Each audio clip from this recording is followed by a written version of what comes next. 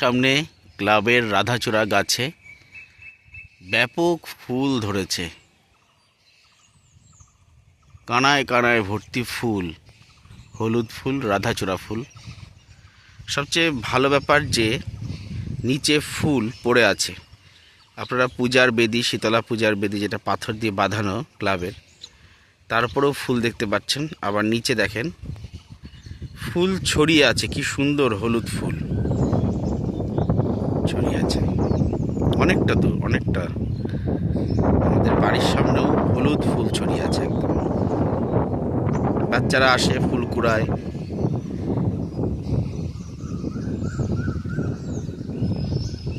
রাধাচূড়া গাছটাকে যদিও যত্ন করতে হয়েছিল, একটা সময় আমি যত্ন করে গাছটাকে বাঁচিয়েছিলাম। গাছটা আমি লাগাইনি,